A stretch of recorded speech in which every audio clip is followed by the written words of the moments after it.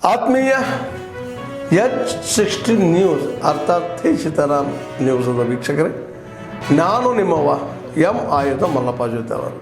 ತಾವು ಈಗ ಸುದ್ದಿಗಳ ಲೋಕಕ್ಕೆ ಎಂಟ್ರಿ ಹೊಡಿತಾ ಇದ್ದೀರಿ.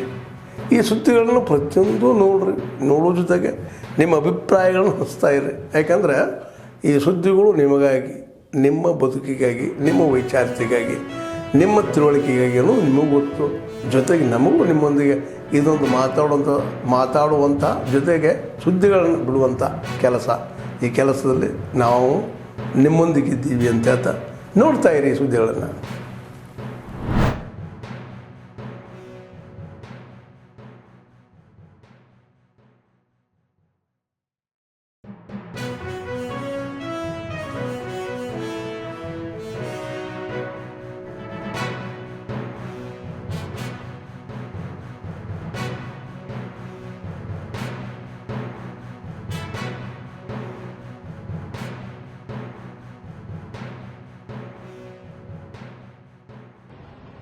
ಹದಿನೆಂಟು ಶಾಸಕರ ಅಮಾನತ್ತು ತಮ್ಮೊಬ್ಬರ ತೀರ್ಮಾನ ಅಲ್ಲ ಅನ್ನೋ ಮಾತನ್ನು ಹೇಳಿದ್ದಾರೆ. ಅದು ನಾವು ಇವತ್ತು ಗೌರವ ಸ್ಪೀಕರ್ ಅಲ್ಲಿ ಮತ್ತೊಮ್ಮೆ ನಾವು ವಿನಂತಿ ಮಾಡ್ತಾ ಇದ್ದೇವೆ. ಈ ರೀತಿ ಆಡಳಿತ ಪಕ್ಷದ ಕೈಬೊಂಬಾಗಿ ವರ್ತನೆ ಮಾಡಬಾರ್ದು.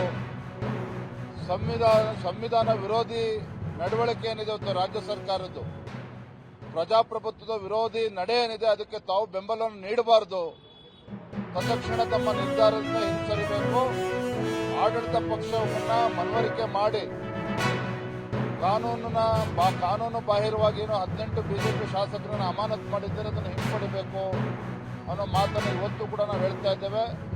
ಗೌರವಾನ್ವಿತ ರಾಜ್ಯಪಾಲರನ್ನು ಕೂಡ ಭೇಟಿ ಮಾಡಿ ಅವರು ಕೂಡ ಇದರಲ್ಲಿ ಮಧ್ಯಸ್ಥಿಕೆ ವಹಿಸಬೇಕು, ಸರ್ಕಾರಕ್ಕೆ ಬುದ್ಧಿ ಹೇಳಬೇಕು ಅನ್ನೋ ಮನವಿಯನ್ನು ಕೂಡ ನಾವು ರಾಜ್ಯಪಾಲರು ನಾವು ಮಾಡಿದ್ದೇವೆ.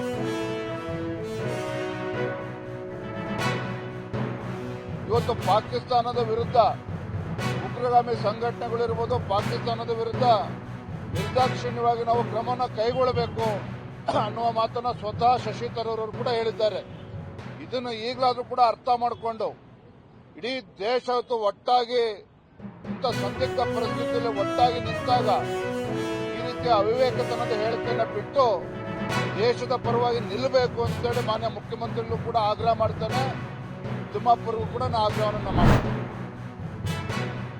ರಾಮನ ಪಾತ್ರ ಹೇಗೆ ಮಾಡಬೇಕು, ರಾವಣನ ಪಾತ್ರ ಹೇಗೆ ಮಾಡಬೇಕು, ಶಕುನಿ ಪಾತ್ರ ಹೇಗೆ ಮಾಡಬೇಕು, ಭೀಮನ ಪಾತ್ರ ಇವೆಲ್ಲ ನಮಗೆ ಹೇಳಿಕೊಟ್ಟಿದ್ರು. ಹಾಗಾಗಿ ನನಗೆ ಈ ಬಸವಣ್ಣನ ಪಾತ್ರ ಮಾಡಬೇಕು ಅಂತಂದಾಗ ಈ 900 ವರ್ಷಗಳ ಹಿಂದೆನೇ ಈ ಬಡವರ ಬಗ್ಗೆ, ಈ ಶೋಷಿತರ ಬಗ್ಗೆ, ದಮನಿತರ ಬಗ್ಗೆ ಯೋಚನೆ ಮಾಡಬೇಕಾದ್ರೆ ಎಂಥ ಒಂದು ಉನ್ನತವಾದ ಬುದ್ಧಿಮತ್ತೆ ಇರಬೇಕು ಅಂತ ಯೋಚನೆ ಮಾಡಿ ಆ ಪಾತ್ರದ ಒಳಹೊಕ್ಕು ನೋಡಬೇಕಾದ್ರೆ ವಚನಗಳ ಮೂಲಕನೇ ಸಾಧ್ಯ ಅಂತೇಳಿ ವಚನಗಳನ್ನ ಓದಿ ಅಧ್ಯಯನ ಮಾಡಿ ನಾನು ಆ ಪಾತ್ರವನ್ನು ಯಶಸ್ವಿಯಾಗಿ ಮಾಡಿದೆ ಅಂತ.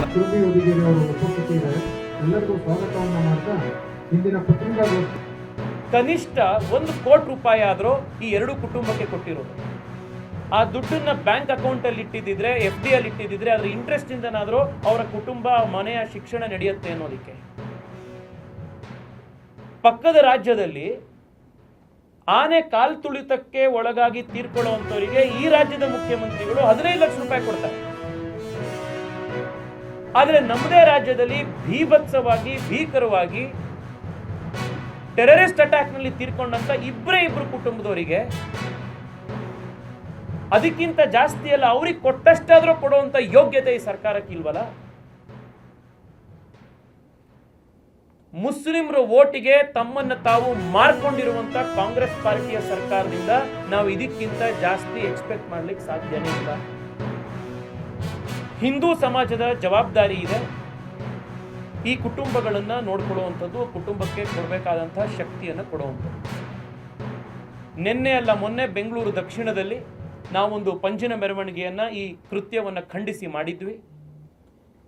ಆ ಸಭೆ ಅಂತ್ಯ ಆಗುವಂತ ಸಂದರ್ಭದಲ್ಲಿ ನಾನು ಅಲ್ಲಿ ನೆರೆದಿದ್ದಂಥ ಸಮಸ್ತ ಹಿಂದೂ ಸಮಾಜದ ಬಂಧುಗಳು ಯಾರಿದ್ರು ಅವರಿಗೆ ನಾನು ಮನವಿ ಮಾಡಿದ್ದೆ. ರಾಜ್ಯ ಸರ್ಕಾರ ಏನು ಪರಿಹಾರ ಕೊಟ್ಟಿದೆ ಅದಕ್ಕಿಂತ 1 ರೂಪಾಯಿ ಆದರೂ ಪರಿಹಾರ ಜಾಸ್ತಿ ನಾವು ನಮ್ಮ ಕ್ಷೇತ್ರದಿಂದ ಕೊಡಬೇಕು.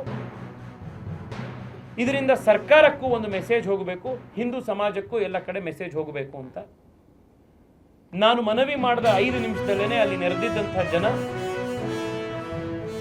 ಸುಮಾರು 20 ಲಕ್ಷ ರೂಪಾಯಿಗಳನ್ನು ಈಗಾಗಲೇ ಅಲ್ಲೇ ಕೊಟ್ಟಿದ್ದಾರೆ. ನಾಳೆ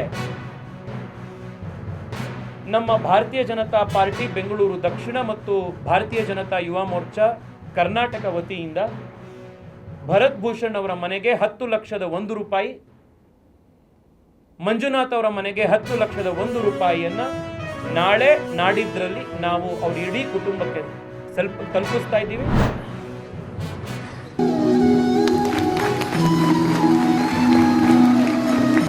ಬೇರೆ ಕಾರ್ಯಕ್ರಮಗಳಿಗೆ ಹೊರಟಿರೋದ್ರಿಂದ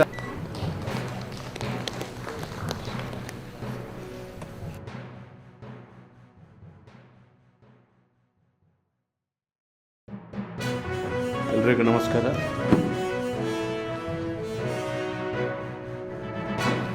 ನಾವೆಲ್ಲರೂ ಸೇರಿ ಕೆಲಸ ಮಾಡುವಾಗ ಮಾತ್ರ ಯಶಸ್ವಿ ಆಗ್ತದೆ. ಸೊ ಈ ಥರ ಪ್ಲ್ಯಾನ್ ಮಾಡಿ ಕೃಷಿ ಇಲಾಖೆ ಮುತುವರ್ಜಿ ತಗೊಳ್ಳಿ, ತೋಟಗಾರಿಕೆ ಇಲಾಖೆ ಮುತುವರ್ಜಿ ತಗೊಳ್ಳಿ, ಗ್ರಾಮ ಪಂಚಾಯತ್ನವರು ಟಾಸ್ಕ್ ಫೋರ್ಸ್ ಇರ್ತಾರೆ ಅವರು ಮುತುವರ್ಜಿ ತಗೊಳ್ಳಿ, ಇವೆಲ್ಲ ಸೇರಿ ಇಂಜಿನಿಯರಿಂಗ್ ಡಿಪಾರ್ಟ್ಮೆಂಟ್ ಸಹಾಯ ಮಾಡಲಿ.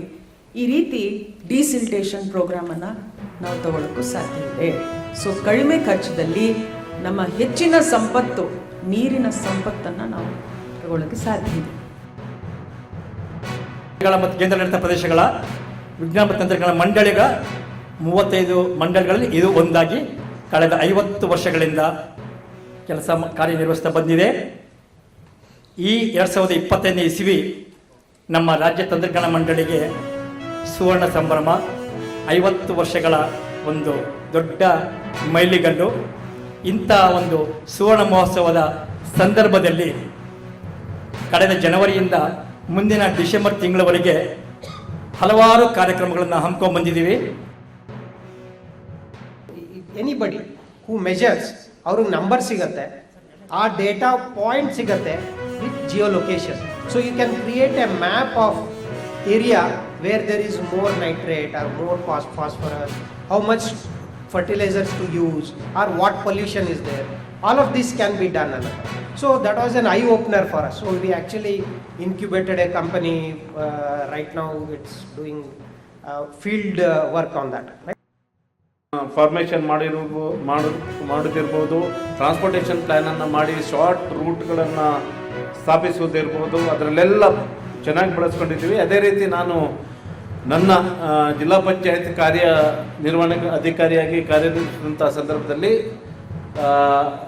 ಈ ವಸತಿ ಯೋಜನೆಗಳನ್ನು ಅಥವಾ ವಸತಿಗೋಸ್ಕರ ಸರ್ಕಾರದ ಜಮೀನನ್ನು ತಗೊಳ್ಳುವಂಥ ಸಂದರ್ಭದಲ್ಲಿ ಕೆರೆಗಳ ಡಿಸಿಲ್ಟೇಷನಲ್ಲಿ ನೆಟ್ವರ್ಕ್ ಮಾಡುವಂಥದ್ರಲ್ಲಿ ಚೆನ್ನಾಗಿ ಬಳಸ್ಕೊಂಡಿದ್ದೇನೆ.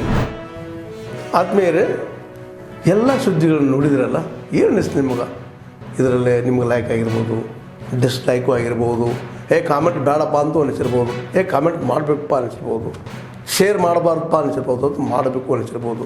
ಏನಾದರೂ ಆಗಲಿ ಶೇರ್ ಮಾಡ್ತಾಯಿರಿ, ಈ ನ್ಯೂಸ್ಗಳನ್ನ ಹಂಚ್ತಾ ಇರಿ, ಜೊತೆಗೆ ಇದಕ್ಕೆ ಸಬ್ಸ್ಕ್ರೈಬ್ ಆಗ್ತಾಯಿರಿ ಅಂತ ಹೇಳ್ತಾ H16 ನ್ಯೂಸ್ ಅರ್ಥಾತ್ ಹೇ ಸೀತಾರಾಮ್, ಇದು ಸತ್ಯದ ಕೈಗನ್ನಡಿ. ವಂದನೆಗಳು.